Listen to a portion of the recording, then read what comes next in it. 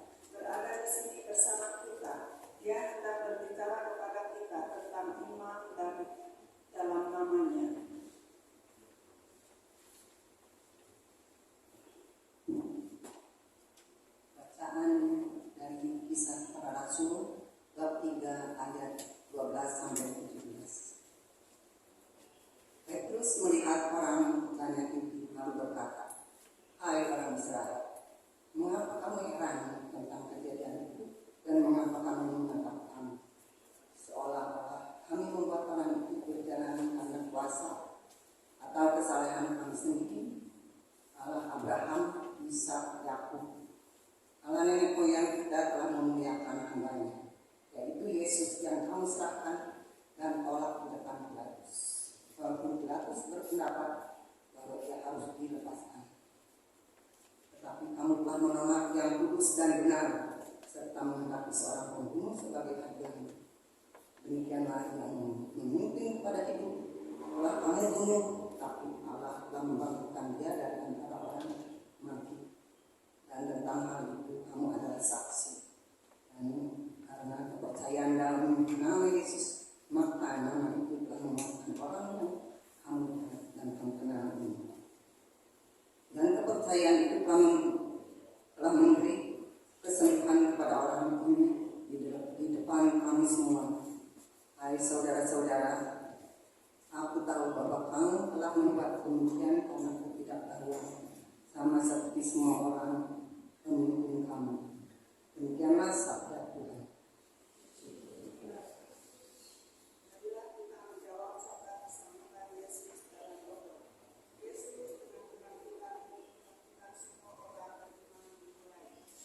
Tuhan Yesus akan berbagi keselamatan dan berbagi salib dan kebenaran.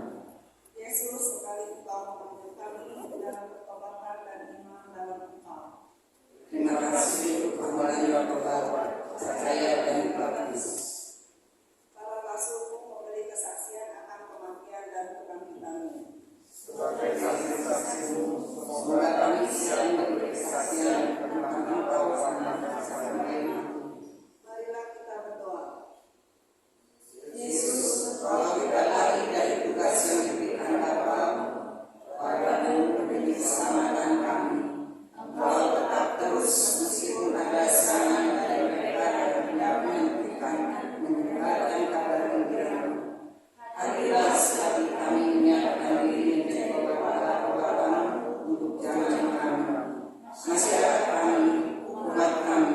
Semoga kami tahu hati yang memberi kesaksian akan cintamu kepada kami, selagi Engkau memanggil semua orang pada keselamatan yang adalah pusat dari kesesakanmu. Amin.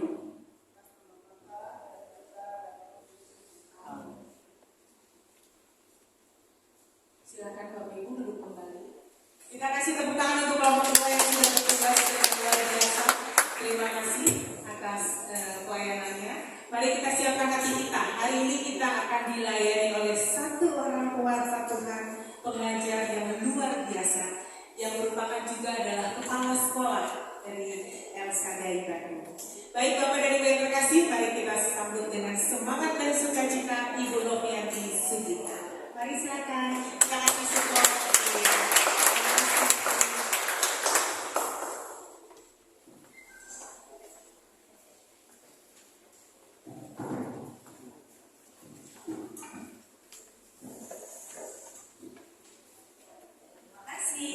Terima kasih kepada kelompok yang telah memimpin kita dalam ibadat ya, kelompok kedua tadi. Oh iya, boleh dong tepuk tangan buat kelompok kedua.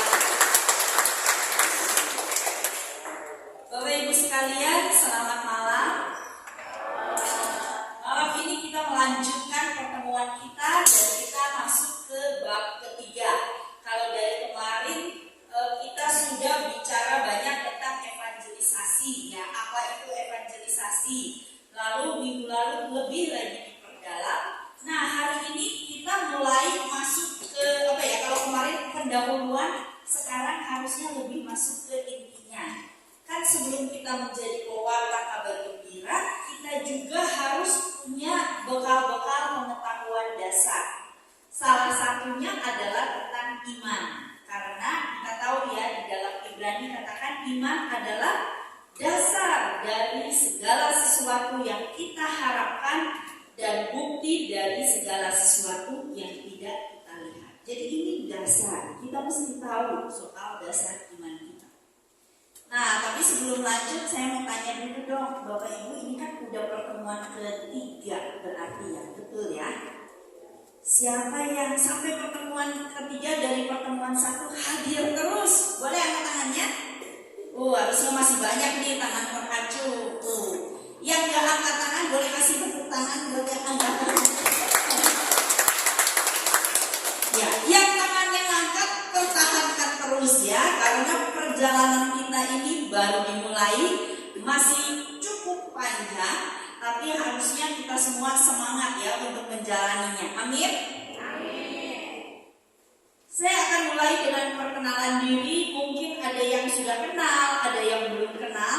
Nama saya Katarina Novianti Sugita, biasa saya dipanggil Novi. Saya dari lingkungan 30 ya di paroki Santo Laurentius ini. Rasanya nggak ada ya orang lingkungan 30 di sini, ada? Nggak ada, nanti saya mesti ajakin berarti ya orang lingkungan 30 untuk ikut ya. Ya, saya tadi sudah disebut, saya aktif di BPKPKK Bandung sebagai pewarta dan pengajar. Dan ini saya bersama suami saya. Kami sudah menikah 16 tahun. Dan dulu, waktu saya pertama kenal suami saya itu baru masuk ke kelompok persekutuan doa. Dan suami saya itu ketuanya, koordinator persekutuan doa. Jadi saya tuh agak segan ya, sungkan. Wah, ini ketua PD, terus biasa bawa renungan. Dulu kan saya belum bawa renungan, masih umat biasa. Jadi saya pikir, wah ini rasanya petinggi. Kalau ngomong sama dia, apa ya yang mesti diobrolin? Mungkin topiknya harus Alkitab, topiknya harus sesuatu yang serius. Jadi saya bingung, saya jarang sebetulnya ngobrol sama dia. Lalu satu hari dia telepon, lalu dia ajak saya, mau nggak kita nonton bareng? Wah, ya sebetulnya deg-degan ya, diajak nonton sama cowok. Biasa kalau anak muda pasti happy. Tapi sepanjang jalan saya tetap bingung mau ngomong apa saya sama dia. Jadi dia setir mobil kan di sini, saya duduk di sebelahnya, saya cuma diam aja ya, nggak tahu mau ngomong apa ya, saya cuma diam. Lalu akhirnya sampai dia yang bilang, kok kamu diam aja katanya. Biasa juga banyak cerita, biasa juga bawel, kok sekarang dari tadi sepanjang jalan diam aja. Tapi saya tetap bingung, wah mau ngomong apa ya. Tapi ternyata setelah saya kenal dekat, lebih dekat lagi sama dia, ternyata dia gak seserius itu orangnya. Ternyata banyak kok topik yang bisa kita obrolin. Soal makanan, ternyata seleranya sama. Terus hobinya walaupun berbeda, tapi obrolannya nyambung. Jadi akhirnya lama-lama kalau kita nelfon bisa berjam-jam ya, karena topiknya udah banyak. Saya nggak bingung lagi mau cerita apa sama dia. Sampai akhirnya sekarang kita menikah, ya makin lama saya makin kenal dia. Ternyata dia nggak seserius itu. Nah, Bapak Ibu sekalian, memang kalau dalam satu relasi, ya apakah itu relasi pacaran atau suami istri, mungkin Anda juga pasti mengalami ya, ada up and down. Kadang kita rasanya jauh, tapi terus makin lama, makin kita kenal dekat sama pasangan kita, makin dekat. Tapi juga dalam perjalanan pernikahan ada masa-masanya down. Ada rasanya saya cinta banget sama suami saya, tapi ada hari-hari di mana rasanya sebel banget melihat dia gitu ya, gak usah pulang sana gitu. Ada yang kayak begitu. Ini namanya relasi ya. Kalau misal saya sama suami saya lempeng aja terus ya, gitu aja dari dulu sampai sekarang, nggak dekat, nggak jauh, biasa aja. Kira-kira itu relasi suami istri bukan sih? Bukan ya, pastinya harusnya kalau relasi yang dekat ada up and down-nya. Bapak Ibu sekalian, Paus Benedictus ke-16 dia berkata ini, Christianity is not an intellectual system, a collection of dogmas or a moralism. Christianity is an encounter, a love story, it is an event. Ternyata Kristianitas itu bukan cuma sekumpulan sistem intelektual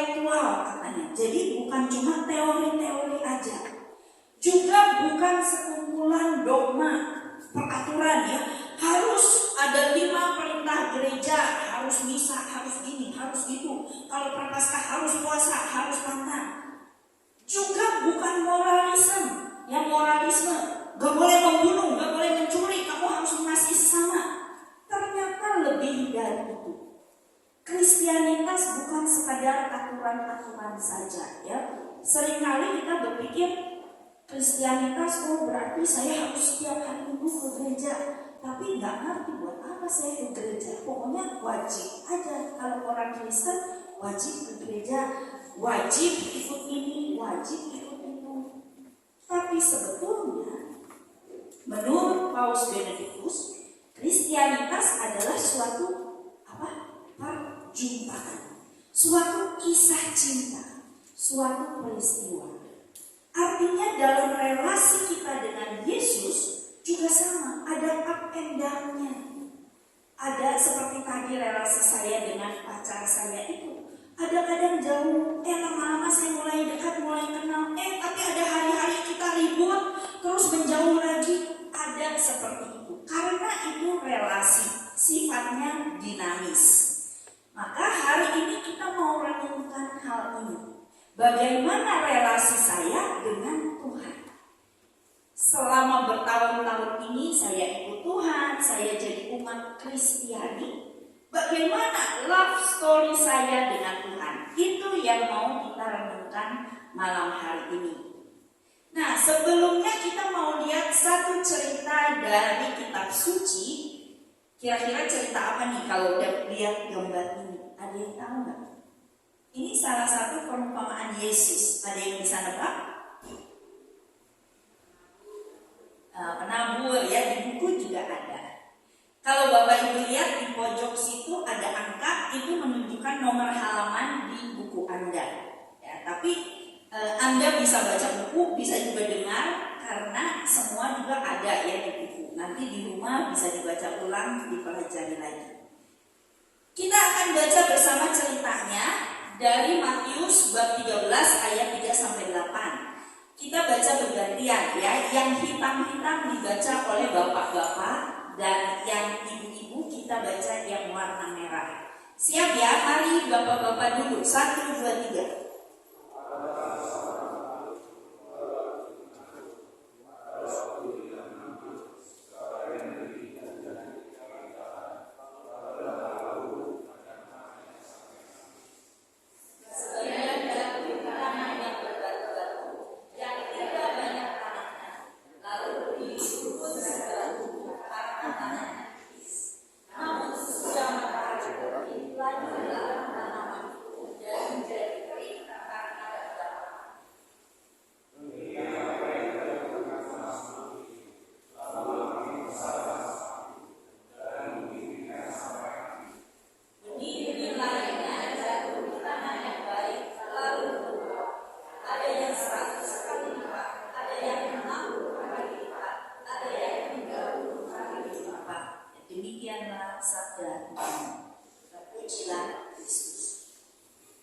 Bapak Ibu sekalian, kalau kita lihat kisah ini pasti udah tahu ya, seorang penabur dia menabur benih. Penaburnya sama nggak? Sama, cuma satu orang. Benihnya kira-kira beda-beda nggak? Wah, sama ya, pokoknya dia main tabur aja ya. Yang penaburnya mungkin aneh ya, biasa orang kan milih-milih naburnya. Kalau dia nggak, pokoknya asal tabur, jalan ke sana tabur, begitu. Ternyata tumbuhnya beda-beda.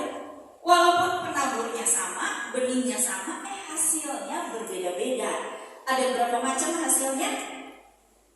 Ada 4 macam ya. Ada yang jatuhnya di pinggir jalan, jadi belum tumbuh, belum ngapa-ngapain, udah dimakan dulu. Ada yang jatuhnya di tanah yang berbatu, mulai tumbuh sedikit, tapi karena berbatu-batu tanahnya tipis, nggak bisa tumbuh lama. Ada yang di semak duri, yang mulai tumbuh, tapi terhimpit semak duri lalu mati. Dan akhirnya ada yang jatuh di tanah yang baik dan subur. Nah, yang jatuh di tanah yang baik itulah yang berlipat-lipat buahnya, berpuluh-puluh kali ganda. Apa maksudnya perumpamaan ini? Di sini kita bisa melihat penabur benih yang ditaburkan itu adalah firman Allah, yang melambangkan firman Allah. Penaburnya satu, firman yang ditaburkan diajarkan juga sama, tapi hasilnya beda-beda tergantung hati orang yang mendengarnya. Maka kalau pastor khotbah waktu hari Minggu di misa, itu kan dia khotbah di depan berapa? 1.000 orang mungkin ya yang hadir di misa. Tapi hasilnya beda-beda. Ada yang dengar khotbah pastor dia bilang, dengar juga enggak ya, sibuk aja sama HP-nya, sibuk ngobrol. Jadi dengar aja enggak, masuk aja enggak firman-nya. Mungkin cuma masuk telinga kiri, keluar telinga kanan. Ada lagi yang dengar lalu dia bilang, oh iya ya, benar juga harus mengampuni. Wah, firman-nya cocok banget buat mertua saya, dia nggak pernah mengampuni. Gitu. Ada yang begitu ya, bukannya introspeksi malah mikirin orang lain. Tapi ada juga firman yang jatuh ke tanah yang subur. Kalau hati orang itu mau terbuka menerima firman, maka firman-nya akan tertanam, bertumbuh subur, berbuah berkali-kali lipat. Maka Bapak Ibu sekalian, dari sini kita bisa melihat bahwa inilah yang menyebabkan pertumbuhan iman orang dinamis dan beda-beda.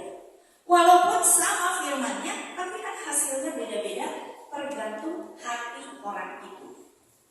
Saya ini 2 bersaudara, saya dan adik saya. Kami orang tuanya sama, mama papanya sama, didikannya juga sama, sekolahnya juga sama. Tapi ternyata hasilnya beda ya, walaupun udah sama-sama dibaptisnya juga bersamaan, sekolah waktu ikut katekesis, nah, itu pelajaran agama juga bareng-bareng.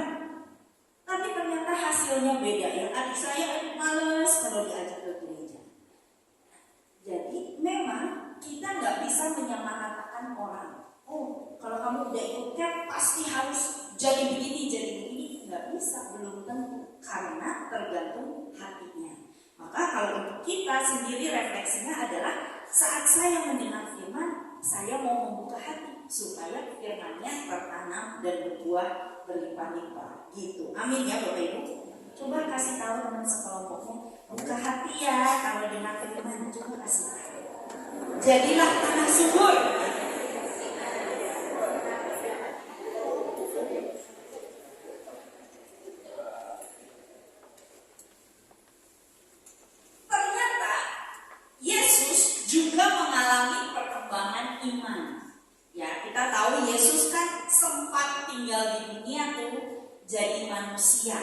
Dan ternyata iman dia pun bertumbuh, berkembang sebagai manusia ya.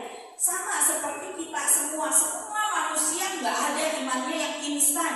Begitu lahir, langsung beriman. Begitu lahir langsung pintar doa ya.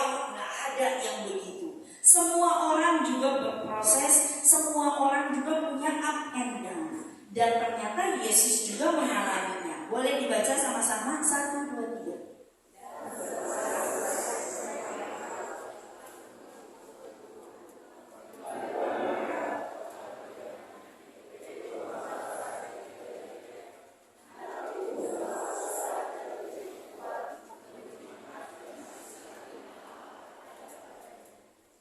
Ini ceritanya setelah Maria dan Yusuf membawa Yesus ke Bait Allah di Yerusalem. Dikatakan setelah pulang, anak itu bertambah besar, menjadi kuat, penuh hikmat dan kasih karunia Allah ada padanya. Jadi Yesus juga bertumbuh besar, gak langsung tiba-tiba turun menjadi besar. Lalu ada lagi cerita ketika Yesus ditemukan di Bait Allah setelah hilang ya selama berhari-hari. Dikatakan apa? Lalu ia pulang bersama-sama mereka ke Nazaret dan ia tetap hidup dalam asuhan mereka. Dan Yesus makin bertambah besar dan bertambah hikmatnya dan besarnya dan makin dikasihi oleh Allah dan manusia. Jadi ini pertumbuhan Yesus. Yesus juga dididik oleh Maria dan Yosef. Berkat iman Maria dan Yosef, Yesus pun dididik dalam lingkungan keluarga yang baik, yang taat pada firman Allah, sehingga imannya pun terus berkembang, dia menjadi makin bertambah-tambah hikmatnya. Nah, artinya Bapak Ibu, kalau Yesus pun mengalami perkembangan iman, kita juga pasti mengalaminya, betul?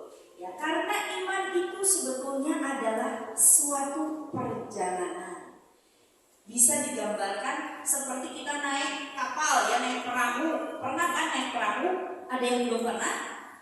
Oh, udah ya. Kalau belum pernah nanti mungkin setelah selesai camp bisa jalan-jalan naik perahu. Saya pernah naik perahu waktu itu ke Karimun Jawa, dan waktu itu ombaknya besar. Jadi perahunya tuh yaitu up down, wow gitu terus sepanjang perjalanan. Memang menakutkan perjalanannya ya. Saya begitu mendengar perahunya krek gitu ya, kalau begitu dihempas ombak bunyi krek, terus naik lagi krek itu lagi ya. Aduh, saya stres, nggak bisa tidur saya sepanjang jalan. Aduh, saya dengerin terus. Otaknya mulai berencana, nanti kalau kenapa-napa saya mau lari kemana dulu nih, saya mau ngapain dulu, gitu rencananya. Tapi ternyata walaupun perjalanannya penuh lika-liku up and down, ternyata memang ini suatu perjalanan yang penuh sukacita. Dan perjalanan ini kita lakukan dengan penuh komitmen ya. Saat kita berkomitmen, aku mau ikut Tuhan. Nah, mulailah kita melakukan perjalanan ini, perkembangan iman kita. Dan ini akan berlangsung terus seumur hidup. Gak ada berhentinya. Gak ada yang bilang, oh saya udah berdiri di depan terus berhenti perkembangan imannya. Enggak. Semua juga masih terus diproses seumur hidup. Tetapi justru prosesnya itu yang mendatangkan sukacita. Bukan hasilnya, tapi kita nikmati perjalanan iman kita, relasi kita bersama Tuhan. Amin. Camp 16 Laurentius, apa jawabnya? Gitu kan? Ya, ulang. Camp 16 Laurentius.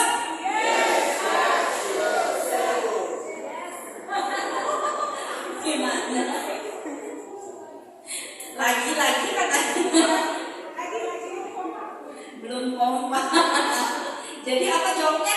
Yes, Yesus. Oh, we are chosen-nya mana? Sebelum.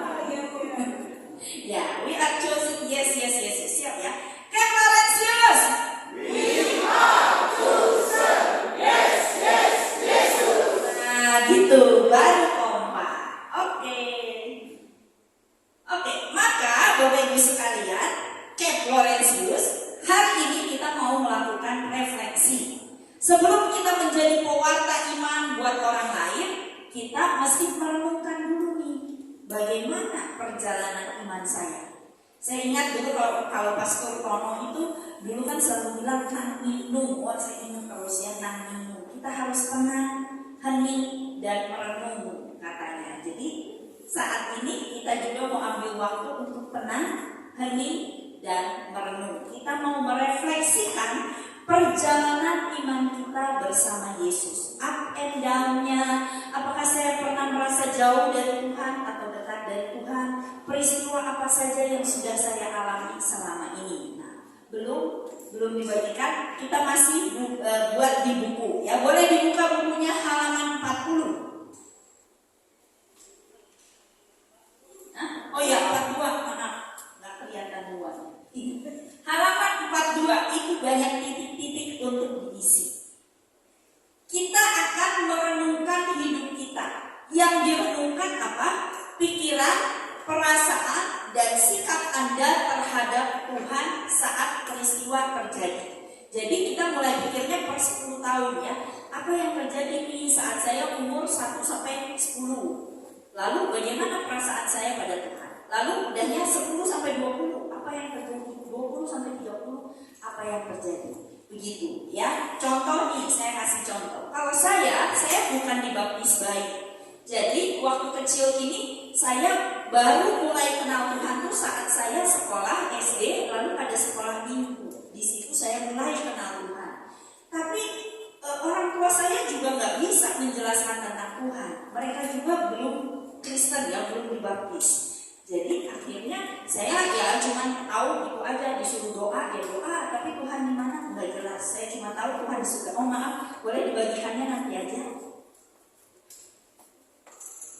Ya, yang udah dapat boleh disimpan dulu. Kita belum pakai ya kertasnya. Kita masih pakai yang di buku. Terus umur 20 apa yang terjadi? Saya Karena waktu saya kuliah, saya mulai kenal Tuhan, saya mulai ikut persekutuan doa. Tapi terus saya pergi ke luar negeri kuliahnya, jadi saya jauh lagi dari Tuhan, nggak terlalu dekat lagi karena di sana saya nggak punya komunitas, saya nggak ikut acara apa-apa. Ya. Lalu ketika saya pulang lagi ke Indonesia, saya kembali melayani, kembali dekat dengan Tuhan. Tapi terus mulai galau ya, saya pikir aduh Tuhan kok saya nggak kawin-kawin ya. Nah itu saat itu saya galau. Jadi rasanya aduh Tuhan kok rasanya nggak menjawab doa saya. Tapi ternyata di usia 30 akhirnya saya menemukan pasangan hidup saya. Jadi happy lagi, dekat lagi sama Tuhan. Dan kami melayani bersama, relasi dengan Tuhan semakin baik. Dan saya mulai lebih kenal lagi dengan Tuhan, menyadari kehadiran Tuhan setiap saat. Dan di umur 40 tahun saat itu saya juga ada mengalami masalah ya dalam rumah tangga. Tapi karena saya udah kenal Tuhan, saya bisa mencari pertolongan dari Tuhan.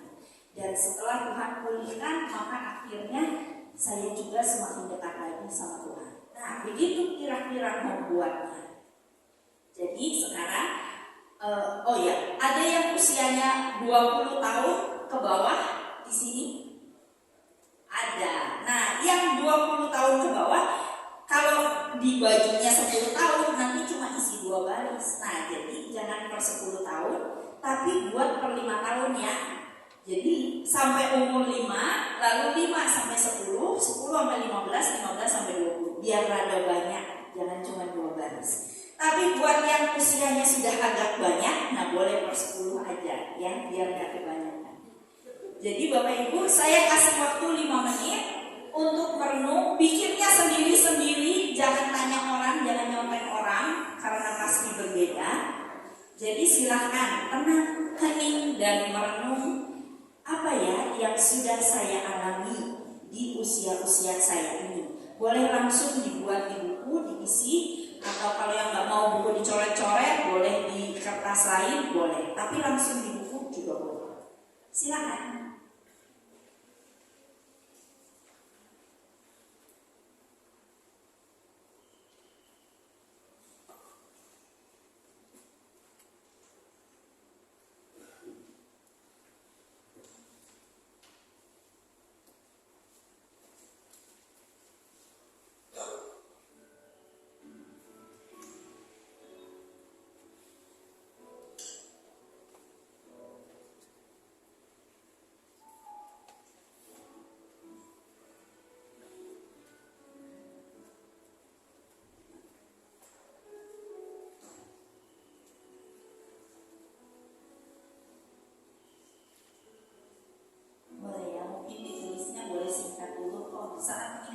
Saat ini, karena nanti kita ingat sendiri di rumah baru dilengkapi.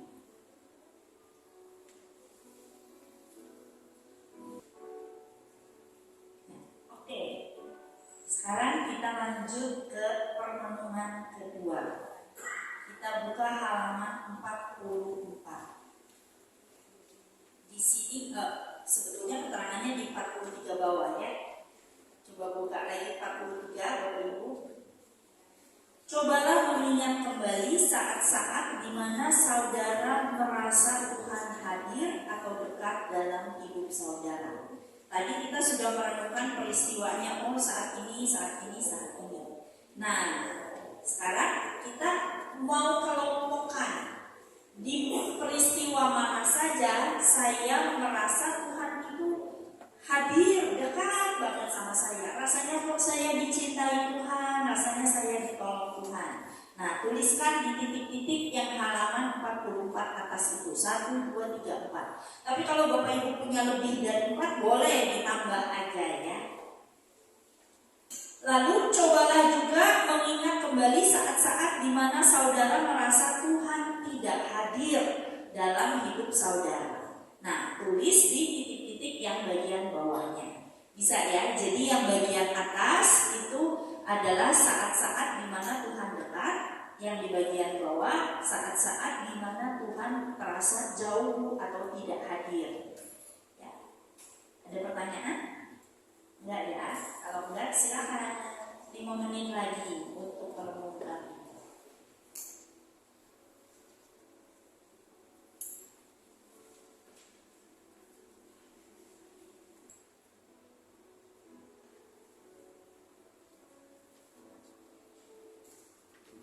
kita lanjut dulu ya. Nah, berarti Bapak Ibu harusnya sudah punya ya, sudah terisi. Ada beberapa poin saat Bapak Ibu merasa sangat dekat sama Tuhan, lalu ada saat-saat merasa jauh sama Tuhan, betul ya? Nah, sekarang itu kan baru bentuknya tulisan, belum terlihat. Sekarang kita mau coba pindahkan itu ke dalam suatu grafik supaya lebih jelas terlihat up and down-nya perjalanan iman kita. Grafiknya sebetulnya ada di halaman 45.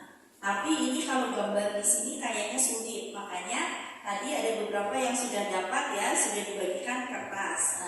Kalau yang belum, boleh sekarang panitia tolong dibagikan.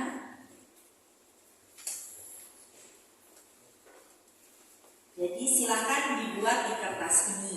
Lalu kalau nanti butuh kertas tambahan, misalnya kok kayaknya saya salah nih bikinnya, boleh bilang aja ke panitia ya, masih banyak cadangan.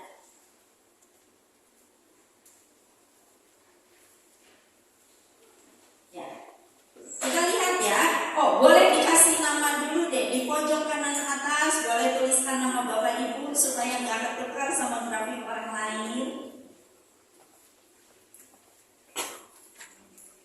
Sekarang kita akan mulai menggambar ya, saya jelaskan dulu grafik ini. Kalau Bapak Ibu lihat di sini di tengah itu ada garis ya, garis horizontal. Itu dibagi dua. Jadi di bagian atas itu rasa kehadiran Tuhan. Di bagian bawah rasa ketidakhadiran Tuhan. Lalu ada lagi skala-skalanya untuk membantu kita ya. Ada rasa kehadiran Tuhan itu ada yang biasa, dekat dan sangat dekat ya. Jadi kalau di atas banget saat saya merasa sangat dekat sama Tuhan, nah itu posisinya berarti di garis yang paling atas. Yang rasa ketidakhadiran juga sama, biasa, jauh, dan sangat jauh. Jadi kalau betul-betul saya merasa jauh banget Tuhan meninggalkan saya, itu di bawah ya titiknya. Ini contoh yang saya. Tadi kan kita sudah buat ya poin-poin kapan saya merasa tidak Tuhan jauh, kapan saya merasa Tuhan dekat, lalu apa yang terjadi selama hidup saya. Nah, garis horizontal ini kita kasih ini usia. Seperti yang tadi, kalau yang tadi per 5 tahun ya berarti 0, 5, 10, 15. Kalau yang per 10 tahun buat seperti ini. Ini contoh grafik saya. Karena waktu 0 tahun saya belum kenal Tuhan, jadi titiknya di bawah. Saya kasih titik di bawah.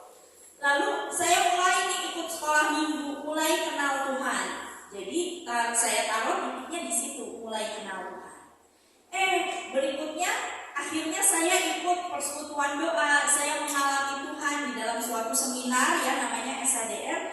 Jadi saya semakin dekat sama Tuhan. Jadi saya bikin titik di atas itu.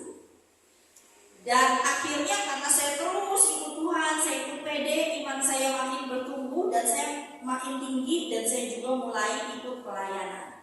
Tapi di usia 30 tahun saat saya rasanya Tuhan kok rasanya saya jomblo terus nih, saya nggak dapat pacar, saya malah putus pacar, saya merasa Tuhan jauh. Jadi titiknya saya taruh di bawah. Saya merasa Tuhan nggak dengar doa saya. Tapi setelahnya Tuhan pertemukan saya dengan suami saya, maka saya akhirnya naik lagi happy ya, dekat lagi sama Tuhan. Tapi mengalami masalah. Cuma karena sekarang saya udah lebih kenal Tuhan, gak sampai terpuruk Tuhan jauh, ya saya tahu Tuhan ada tapi gak terlalu terasa. Jadi titiknya di situ, ya. Dan akhirnya setelah Tuhan pulihkan, saya kembali merasa sangat dekat sama Tuhan. Nah, contohnya seperti itu, ya. Jadi kita buat titik-titik sesuai dengan perjalanan iman Bapak Ibu yang tadi sudah kita buat.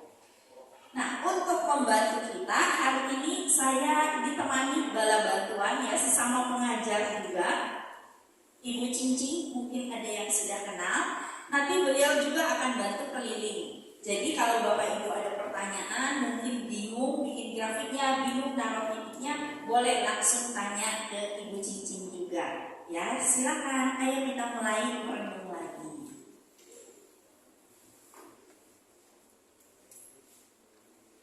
boleh dikasih tanda sedikit ya, misalnya titik ini pas masalah apa, titik ini pas mengalami apa, supaya kita ingat.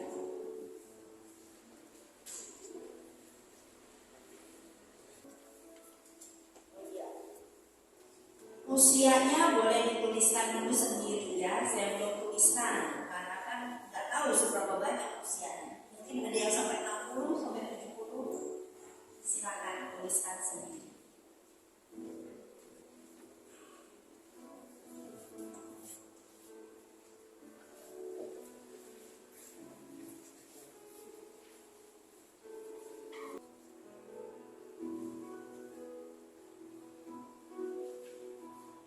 Kalau yang sudah selesai bikin titik-titiknya, nah Bapak Ibu boleh buat garis yang menghubungkan titik-titik.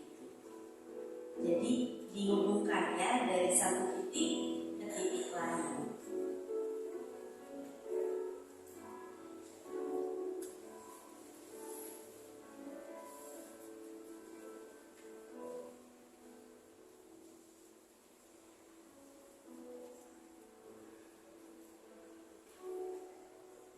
Sudah? Ada yang belum? Udah semua ya Bapak Ibu. Boleh dong sekarang bersama-sama diangkat aja grafiknya supaya kelihatan.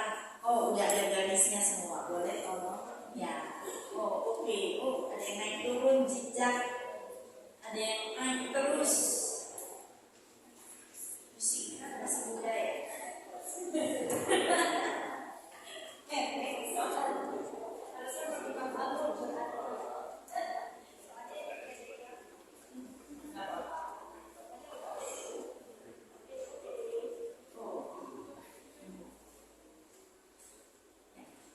Boleh bareng-bareng ya Bapak Ibu, kita angkat, siapkan grafiknya.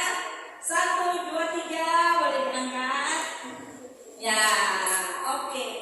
Nah, sekilas bisa terlihat ya, betul-betul beragam. Ada yang landai, ada yang naik turun, dan lain-lain. Ini sekali lagi menunjukkan bahwa perjalanan iman kita memang berbeda-beda, beragam, bervariasi. Ini kan tadi waktunya mungkin singkat ya, mungkin ada yang buru-buru. Nah, nanti di rumah tolong direnungkan lagi ya, ninung lagi, tenang lagi, hening merenung. Mungkin ada yang kelewat, mungkin ada yang oh iya ya ingat saya kan mengalami ini baru ingat lagi. Nah, boleh silahkan grafiknya disempurnakan lagi di rumah. Kalau masih butuh kertas boleh minta panitia. Nanti grafik yang sempurna itu yang sudah indah minggu depan dikumpulkan. Bukan minggu depan ya, minggu depan libur ya. 2 minggu lagi saat camp lagi tolong dikumpulkan ya supaya saya juga bisa lihat. Ya. Boleh.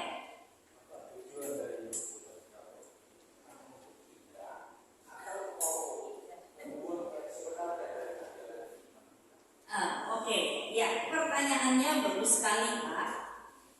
Kenapa sih kita mesti membuat grafik ini? Ya, pertama-tama tujuan utamanya adalah supaya kita menyadari bahwa ya tadi setiap orang itu beda-beda perjalanan imannya. Maka kita nggak bisa menyamaratakan. Nanti saat kita ketemu orang, saat kita mewartakan kabar baik, kita nggak bisa menyamaratakan. Oh, kayaknya orang ini karena udah begini, jadi harusnya begini, harusnya grafiknya sama dengan saya dan lain-lain. Nggak bisa karena kita lihat bahwa setiap orang sangat bervariasi, beragam banget. Lalu untuk diri kita sendiri, apa gunanya nih kita merenungkan hal ini? Nah, gunanya ini kita mau lihat sama-sama. Bapak Ibu sekalian, tadi grafiknya ada yang atas, ada yang turun, ada yang naik. Nah, bentar. Oh, ya. Nanti kita mau lihat sama-sama di bagian kedua tentang tahapan-tahapan iman. Kenapa kita membuat ini? Karena kita juga mau lebih mengenali bagaimana relasi kita dengan Tuhan selama ini.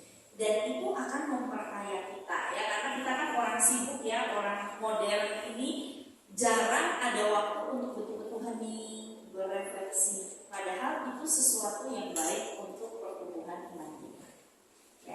Kira-kira itu gunanya, tapi nanti di bagian kedua kita akan lihat lebih lanjut.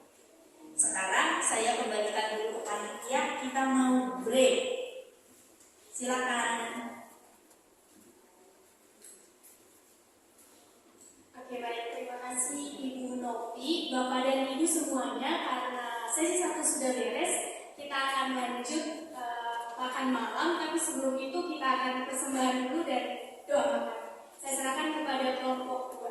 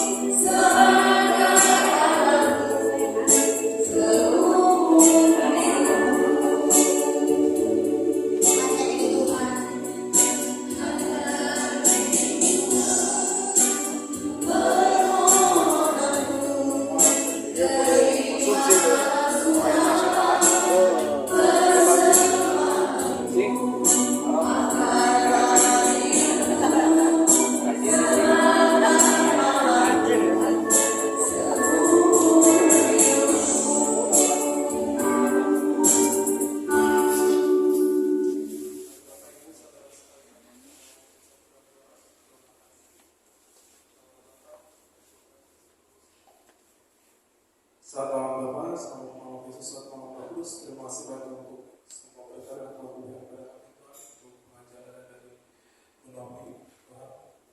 Sebentar lagi kami mau makan Tuhan, tidak berarti makanan dan minuman yang akan kami santap, terus semua yang menjadi dalam tubuh kami Tuhan. Terima kasih banyak Tuhan, hanya di dalam perkataan Tuhan kami Yesus Kristus, Juru Selamat kami ucap syukur dan berdoa. Amin.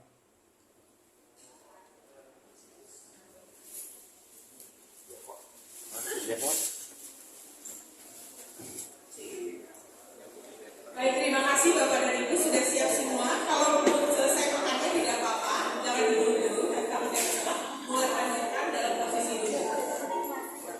Teman-teman yang terkasih, meja kita sempit, jadi handphone dan peralatan yang berharga disimpan di bawah saja, takutnya jatuh atau tersenggol, gitu ya.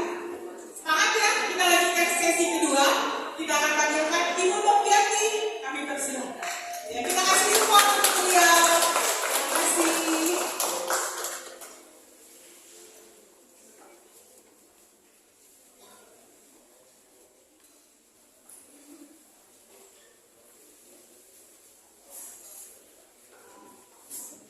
Sudah kenyang Bapak Ibu? Syukurlah. Kita lanjut ya. Kita mau lihat tahapan perkembangan iman. Kalau di buku itu halaman 46. Jadi kalau tadi kita lihat udah up and down, ternyata ada tahap-tahapnya supaya kita bisa lebih jelas mengkategorikannya dan menggolongkannya. Ini kalau Bapak Ibu lihat di halaman 47 itu juga ada contoh grafik. Ya, ini contoh grafiknya si pengarang buku. Kalau tadi contoh grafik saya bisa dilihat juga. Oke, mari kita lihat tahapan-tahapan iman. Ada beberapa tahap ya, ada 4 tahap. Yang pertama itu iman warisan, lalu iman yang dialami, iman yang mencari-cari, dan akhirnya iman yang dimiliki. Ini udah tahap tertinggi ya, jadi harusnya kita semua berusaha untuk memiliki iman kita. Ya, ini tahap keempat ini. Nah, apa sih tahap-tahap ini? Mari kita lihat satu persatu. Boleh dibuka halaman 48. Ini saya pinjam satu mic ya. Cek. Yang hijau. Oh.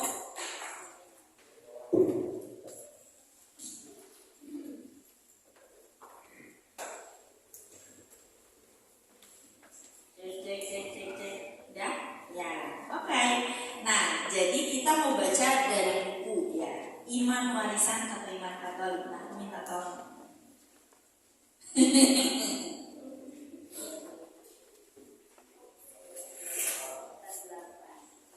Tolong dibacakan yang bagian Iman Warisan.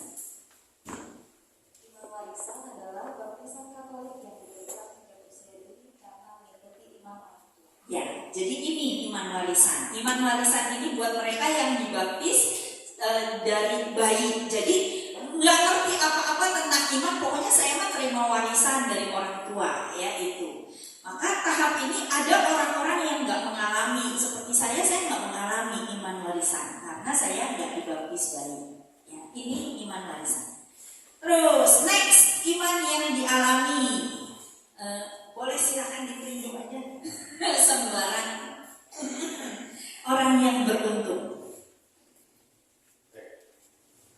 Iman yang dialami, tahapan iman yang dialami pada usia saat muda usia yang timbul dari pengalaman akan Tuhan, terutama pengalaman-pengalaman yang penting dalam hidupnya. Sebagai contoh, pengalaman iman yang berkesan saat saudara mengikuti misa di gereja, doa rosario, doa bersama, dan saat mengikuti retret atau saat tersentuh oleh keteladanan biarawan-biarawati ataupun melihat teman-teman yang mengalami sukacita karena kasih Tuhan. Semua pengalaman ini membuat iman saudara berkembang karena mengalami kebaikan Tuhan. Ya, terima kasih. Jadi iman yang dialami itu adalah pengalaman iman. Biasanya waktu kecil ya, mungkin kita mulai kenal sama ke gereja. Kok gereja luar biasa ya. Nah dulu saya begitu. Jadi saya kan kecilnya nggak pernah ke gereja. Sekalinya dibawa ke gereja Katolik, terus saya terpesona. Wah, apa itu ya asap-asap begitu-gitu. Terus apa itu ya kok banyak yang berbaris-baris, berderet-deret. Nah itu juga suatu pengalaman iman buat saya. Saya nggak ngerti itu apa, tapi pokoknya merasa ini sesuatu yang wow, yang luar biasa gitu. Atau mungkin ada orang yang tersentuh karena melihat pastor yang berkunjung ke rumahnya, terus dia merasa tersentuh melihat pastor ya. Atau ada teman saya bilang dia tertarik melihat pastor bagi-bagi komuni. Jadi dia sama adik-adiknya suka mainnya hosti-hostian, bagi-bagi ya, padahal cuma simping biasa dibagi-bagi gitu. Jadi kalau orang lain mainnya masak-masakan, ini main pastor-pastoran. Tapi ini pengalaman iman. Jadi biasanya ini di usia muda, iman yang dialami. Berikutnya, iman yang mencari-cari.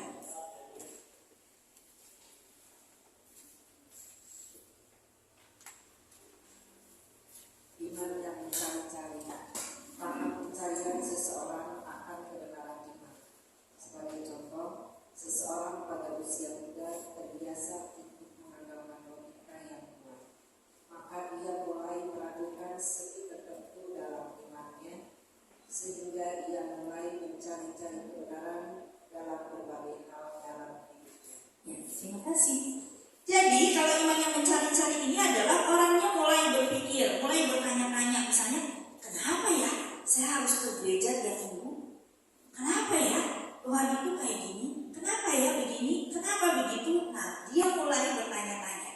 Dan biasanya orang mulai mencari-cari jawaban. Mungkin nanya ke sana, nanya ke sini, atau ikut ini, ikut itu, karena dia mencari suatu jawaban. Ciri-cirinya biasa orang yang masih mencari mencari-cari itu biasanya dia kritis, apa-apa ditanya ya. Kalau yang biasa kan kalau bisa nggak ada pertanyaan itu kan bisa dua macam, udah ngerti atau nggak peduli, ya udah saya nggak mau nanya, udah nggak peduli. Nah tapi kalau orang yang mencari-cari ini dia kritis, dia senang belajar agama, dia haus pengetahuan. Ini tahap yang ketiga. Lalu dia mulai ingin memperdalam iman yang dipraktikannya selama ini. Ini ciri-cirinya.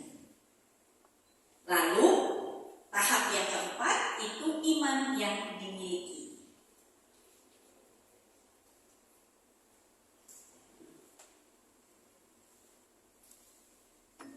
Iman yang dimiliki. Akhirnya saudara mencapai suatu hubungan pribadi yang erat dengan Yesus sebagai Tuhan dan Juru Selamat. Iman akan Tuhan Yesus menjadi suatu kekuatan dalam hidup saudara dan menjadi pusat dalam kehidupan sehari-hari. Ya, terima kasih. Oh, ngomong-ngomong karena ini buku Anda boleh ya, mau dicoret, mau digaris, pokoknya silakan. Kata kuncinya adalah hubungan pribadi yang erat dengan Yesus sebagai Tuhan dan Juru Selamat. Artinya dia udah ngerti siapa itu Yesus dan dia udah menyerahkan hidupnya pada Tuhan. Ini ciri iman yang dimiliki. Imannya total dan personal. Dia punya relasi pribadi dengan Yesus dan dewasa, udah nggak gampang lagi ngambek, mutung, udah lebih dewasa karena imannya udah bertumbuh. Dia percaya apapun yang terjadi ada Tuhan di situ. Dia mengandalkan Yesus di dalam hidupnya. Dan seperti kata Rasul Yohanes, Yesus semakin besar, aku semakin kecil. Dia berusaha meneladani Yesus. Dia berusaha dalam hidupnya mengasihi seperti Yesus. Pokoknya aku mau mewartakan kabar baik Yesus kepada orang lain. Nah ini ciri-cirinya orang yang punya tahap iman ini. Nah kita lihat di bagian bawah ada catatan. Seseorang bisa saja tidak mengalami keseluruhan dari tahapan perkembangan iman di atas. Ya tadi contohnya nggak semua orang mengalami iman warisan, mungkin dia langsung dialami bisa, atau mungkin langsung mencari-cari bisa juga ya. Jadi ini juga fleksibel, nggak harus 1, 2, 3, 4. Tetapi tujuan kita semua adalah iman yang dimiliki. Nah jadi sekarang mari kita kembali lagi ke grafik kita yang cantik itu tadi. Coba kita renungkan di bagian mana iman saya ini iman warisan, mana yang iman dialami, mana yang iman mencari-cari, dan mana iman dimiliki. Contohnya ini saya, ini grafik saya. Lalu ini saya beri batasan sampai kira-kira umur 15 ini iman yang dialami. Saya mengalami ke gereja, saya mengalami ini dan itu. Lalu setelah saya beranjak dewasa, saya mulai mencari-cari. Saya mulai bertanya-tanya, ikut seminar, nanya sini, nanya situ, saya belajar, saya mulai tertarik. Dan sampai pada akhirnya setelah puluhan tahun mencari-cari, nah akhirnya saya bisa katakan, oh iya, ini iman saya, iman yang dimiliki. Apakah sekarang masih mencari-cari? Iya sih, karena saya juga belum tahu 100% tentang iman saya. Masih banyak hal yang saya pertanyakan. Tetapi minimal udah ada relasi pribadi, jadi sambil memiliki, ya ada mencari-carinya juga kadang-kadang. Gitu. Nah silakan Bapak Ibu sekalian, saya kasih waktu 2 menit aja ya. Boleh ditambahkan batasan-batasan tahap imannya supaya kelihatan juga nih di mana tahapan iman saya.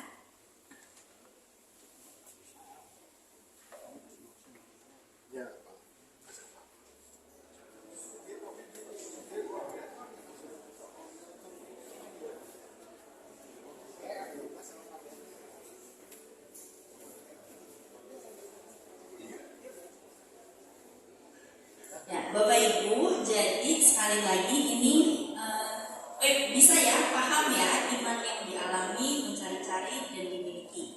Biasanya dialami itu waktu kecil. Jadi masih kecil cuma mengalami kebaikan, mengalami ini, mengalami itu. Ya tentu sampai sekarang kita kan masih mengalami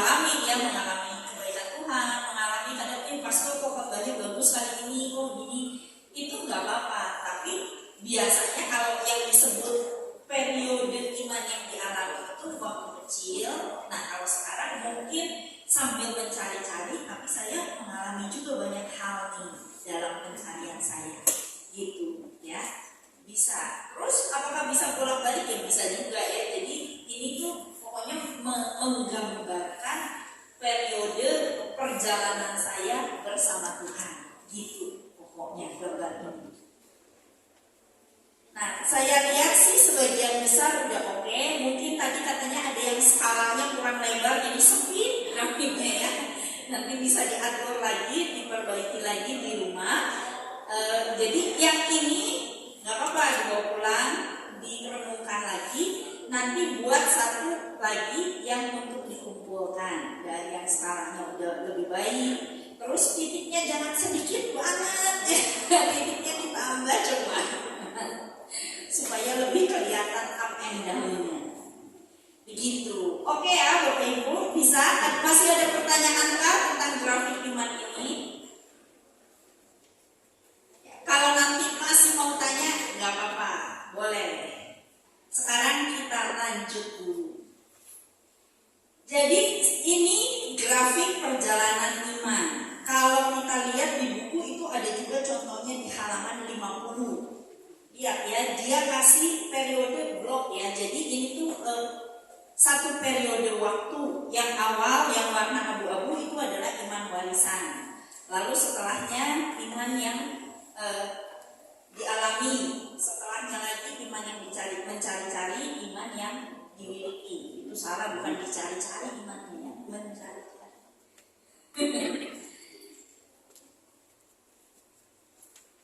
Sekarang kalau kita lihat grafik kita, itu kan up and down, naik dan turun. Sekarang coba kita tanya, kita renungkan, benar nggak sih bahwa Tuhan itu absen dalam hidup saya di titik-titik yang rendah ini? Benar nggak sih waktu saya mengalami putus pacar, Tuhannya nggak ada, Tuhannya jauh, Tuhan nggak peduli, makanya saya diputusin pacar. Apakah itu benar?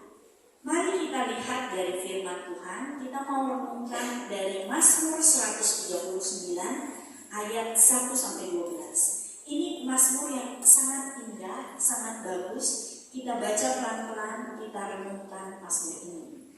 Yang hitam dibaca oleh pria, yang wanita baca yang merah. Mari kita baca bapak-bapak, 1, 2, 3.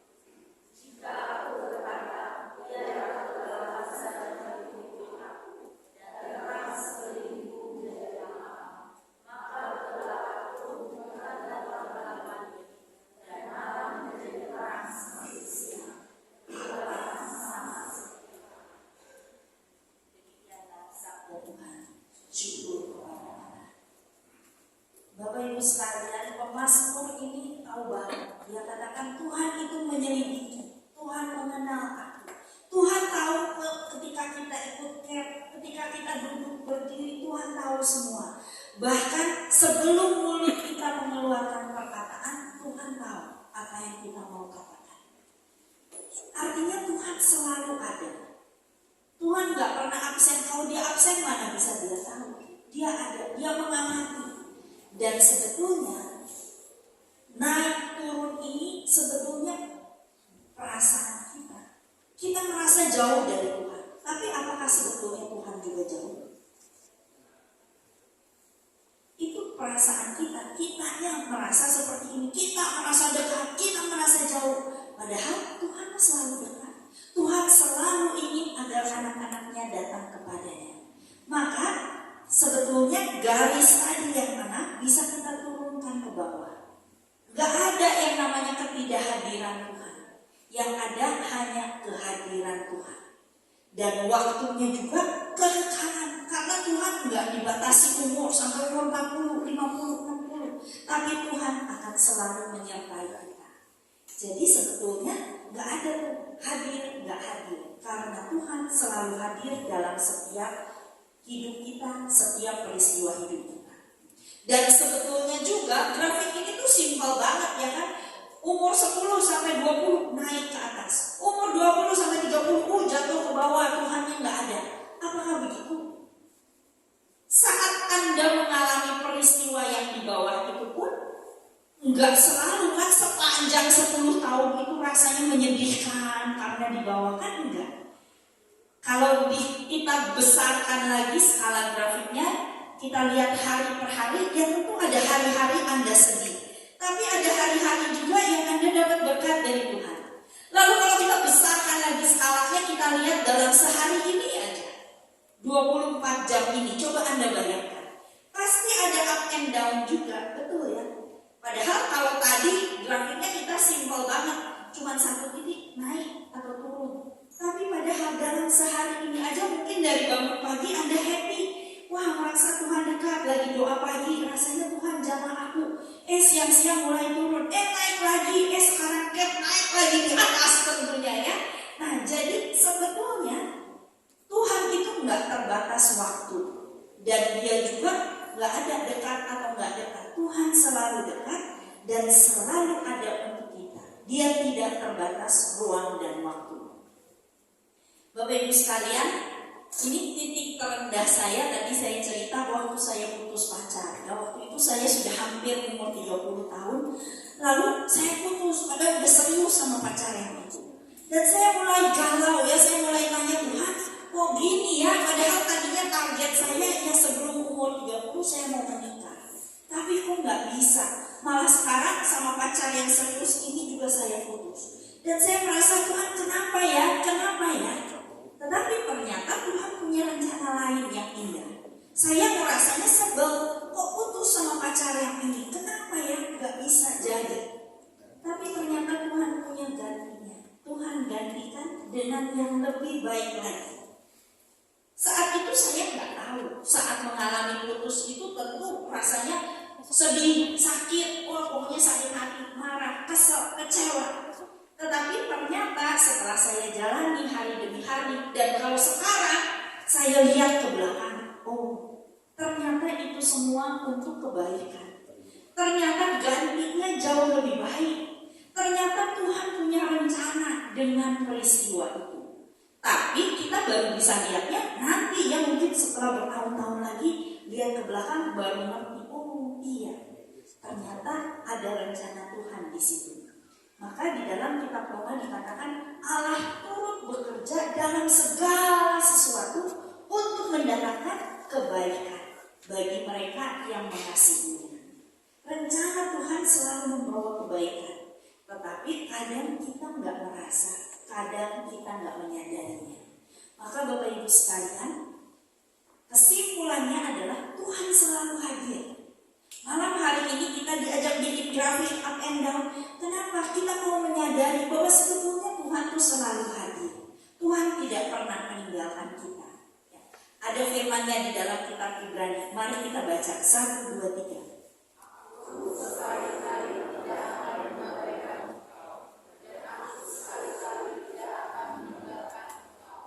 Ini janji Tuhan. Aku gak akan mengabaikan engkau. Aku tidak akan meninggalkan engkau. Apapun yang engkau alami, Tuhan ada di situ. Dan rencana Tuhan adalah rencana kebaikan untuk kita.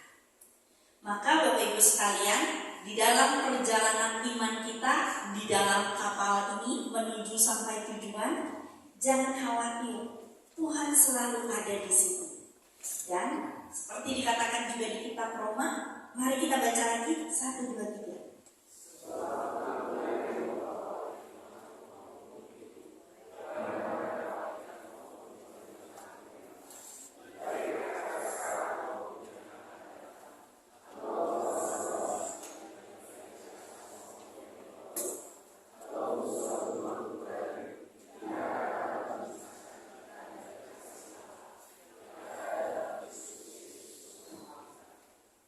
Ini jelas sekali. Apapun itu, baik maut atau hidup atau malaikat-malaikat atau pemerintah-pemerintah, tidak akan dapat memisahkan kita dari kasih Allah.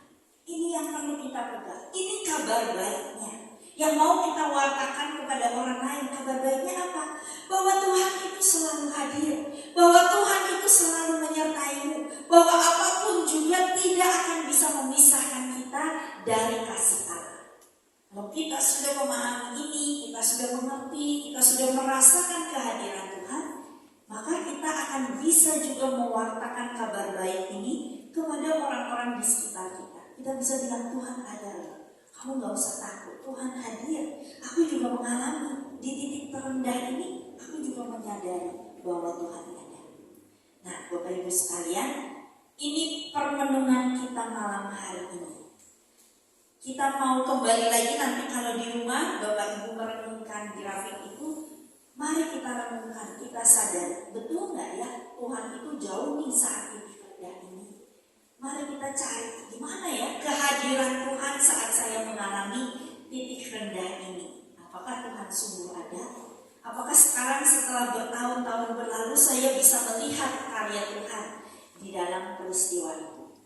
Nah, jadi sekali lagi PR-nya, grafiknya coba direnungkan lagi, disempurnakan lagi, ditambah lagi titik-titiknya, dan kita juga mulai sekarang nih Bapak Ibu, kita mau kumpulkan sharing-sharing kita, pengalaman kita bersama Tuhan. Karena ini yang akan jadi modal kita saat kita mewartakan kabar gembira.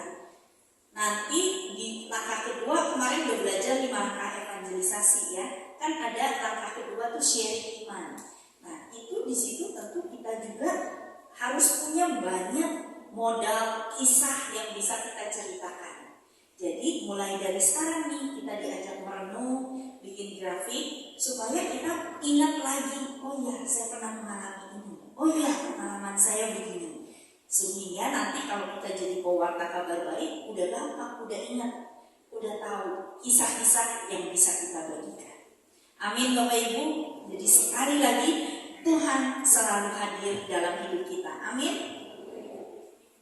Nah sekarang kita mau masuk ke dalam kelompok untuk berdiskusi. Apa yang mau didiskusikan? Ini grafik Anda ya, boleh diceritakan, dibagikan tadi grafiknya. Apa yang Anda rasakan saat Anda menggambarkan grafik iman ini ya.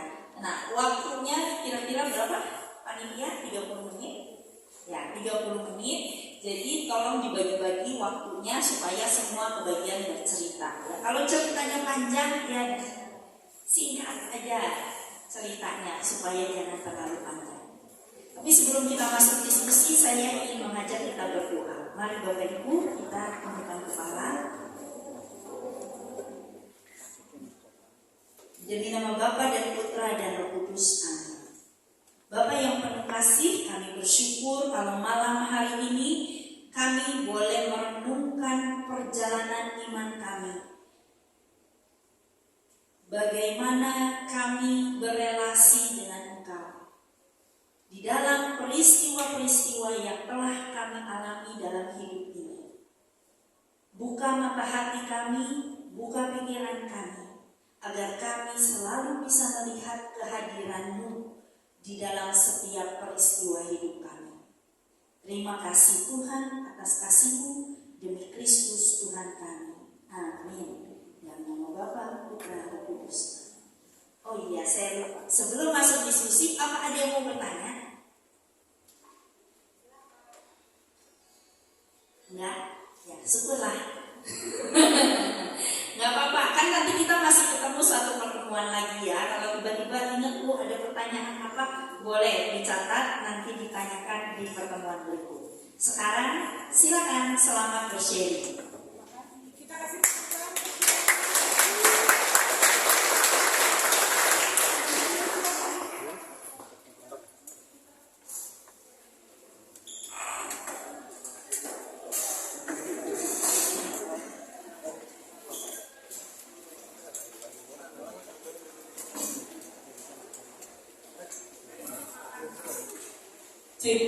Baik, terima kasih Cinovi atas sharing dan firman yang sudah dibagikan. Kita membentuk lingkaran. Teman-teman, waktunya 30 menit. Tolong pas semua diajak untuk bersharing. Jadi jangan sampai ada yang terlewat. Waktunya di manage supaya semua dapat kesempatan. Kita panitia boleh kumpul nggak di situ? Kita juga ikutan sharing ya. Silakan.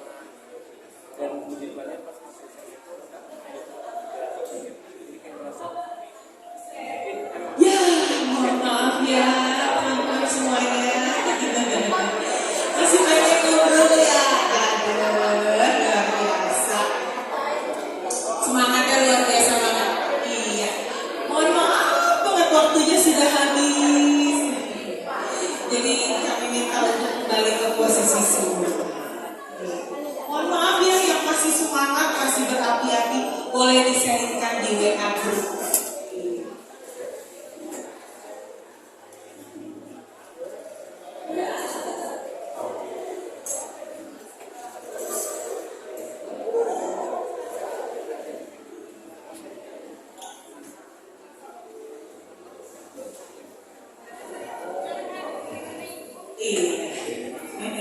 Kita masih tunggu dulu.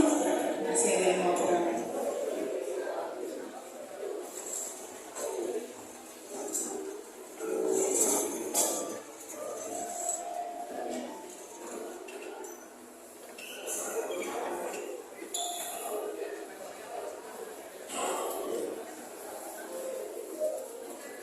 Terima kasih yang sudah kembali ke posisi semula. Mohon maaf ya, mohon maaf teman-teman. Bapak Ibu yang terkasih, mohon maaf. Mungkin lagi asik-asik ngobrol, gitu ya. Mohon maaf. Gak kerasa ya, 30 menit ya.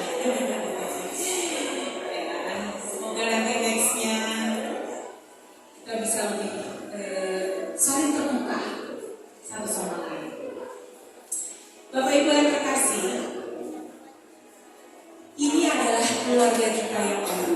Setuju ya? Ini adalah teman-teman kita yang baru.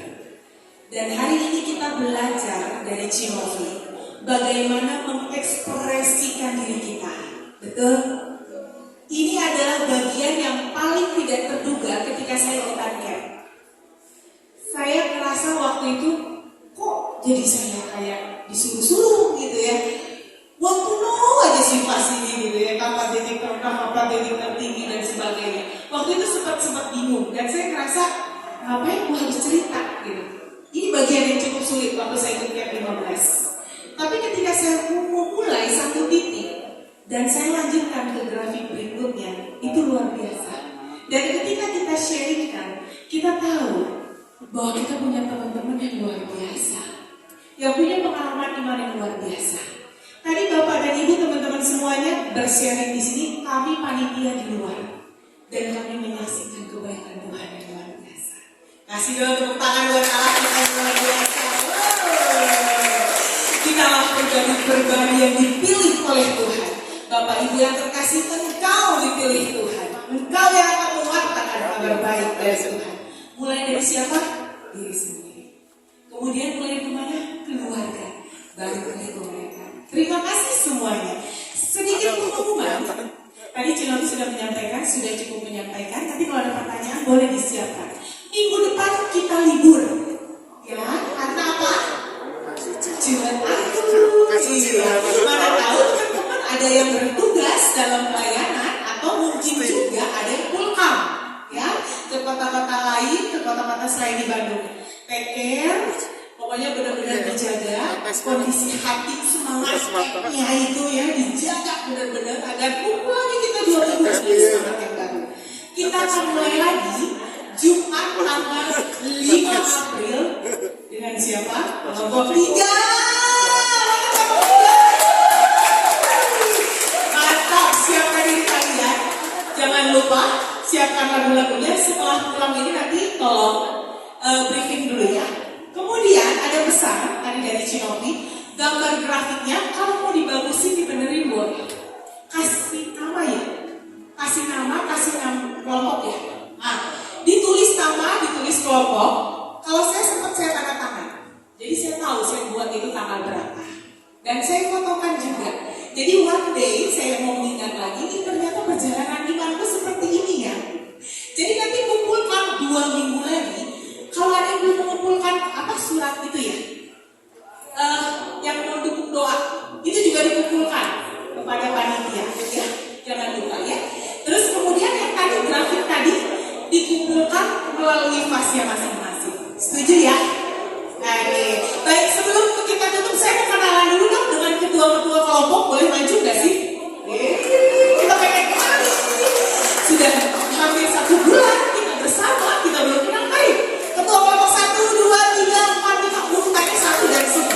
Kasih tepuk tangan dong. 1, 2, 3, 4, 5. Sampai ke sana. 9. Menuju 9.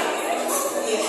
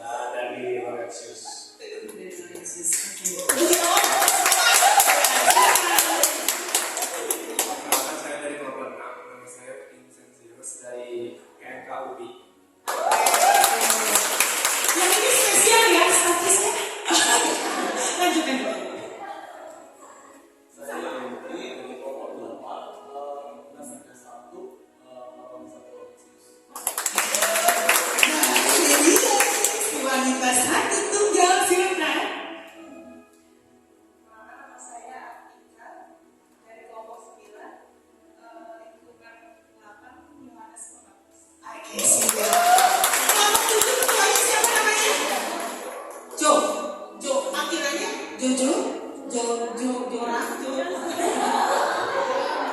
Oh, kasih. John. Oh, John ya. Ya wes. John ya, kasih tepuk tangan dong buat John. Terima kasih. Selamat bertugas untuk terus menghubungi teman-teman yang mengingatkan ya, saling mengingatkan. Minggu depan jangan lupa datang ya, minggu depan jangan lupa datang ya, gitu ya. Baik teman-teman semuanya. Luar biasa ya, semuanya ajaib. Berdiri dong, sekali dong. Tadi kita duduk dulu ya, sekali lah. Berdiri lah 2 menit lah. 2 menit ya. Ya, permainannya gampang banget Bapak Ibu ya. Camp 16 tadi apa? Yes, Yesus ya.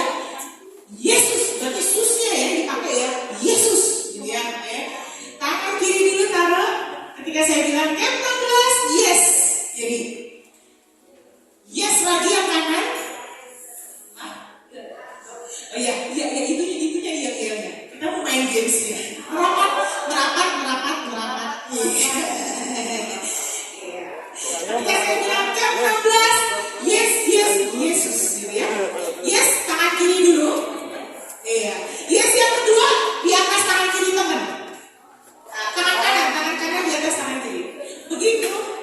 Ya, begitu saya bilang sus. Ambil ininya. Kita belajar menangkap jiwa. Yang diambil jangan pasrah. Mati. Ini kerja otak kiri sama otak kanan. Yang satu menyerahkan, yang satu harus menari. Jadi kita mau coba otak kiri, otak kanan kita seimbang nggak? Panitia juga boleh ikut ya. Siap ya? Konsentrasi. Camp 16. Yes. Yesus. Begitu terus baru diambil ya, konsentrasi. Otak kiri dan otak kanan kita sedang bekerja. Dari tadi kita udah nonton dia ya, belajar gitu ya. Sekarang kita fun dulu sedikit ya. Ya turun dulu tangannya, jangan curang, turun dulu. Siap, konsentrasi. Camp 16, yes.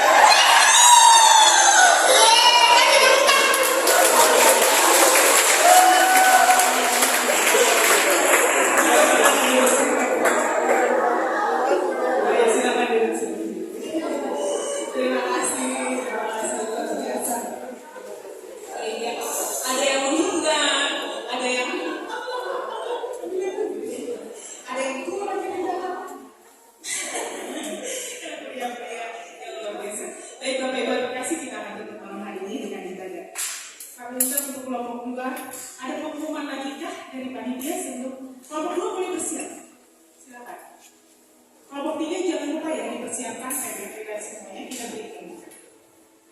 Ada lagi yang disampaikan panitia? Oke, baik kita akan. Ya, Bapak Ibu yang terkasih, sebentar saya minta lagi waktu sekitar 2 menit. Masih boleh ya sebentar ya? Seperti tadi yang kami sampaikan, Wolmet boleh ditampilkan. Ini adalah salah satu peserta kita 2015 dia ikut.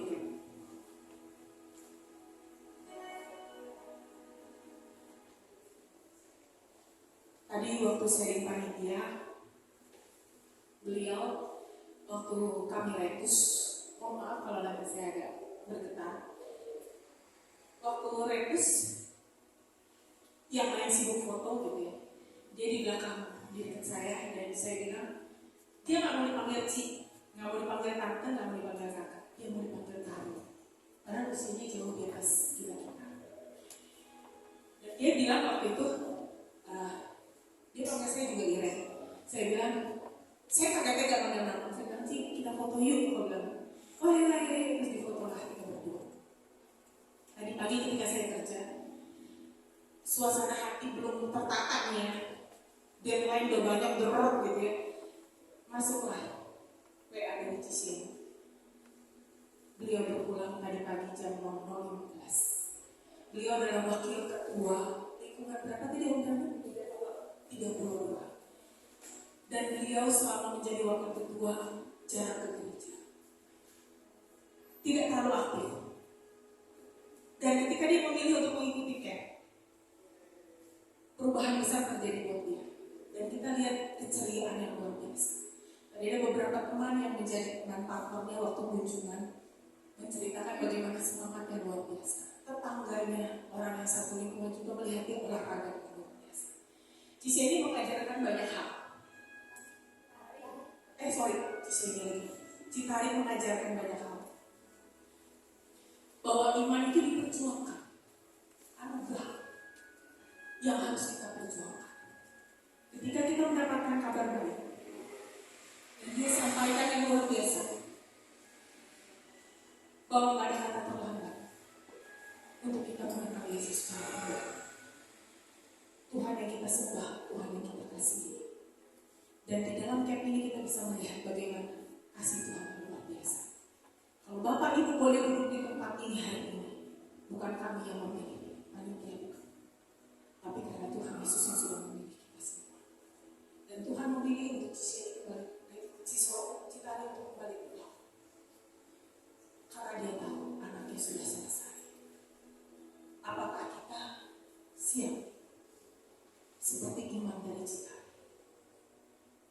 Yang kita tahu, kita berproses. Tapi iman yang dia tinggalkan, itu luar biasa. Semoga apa yang kita dapatkan malam hari ini, titik terendah sekalipun dalam hidup kita, kita tahu Tuhan gak pernah absen. Amin. Tuhan gak pernah absen. Saat kau lukai dia dengan luar biasa, kau sangkal dia, Tuhan gak pernah absen. Mari teman-teman, kita akan tutup malam hari ini.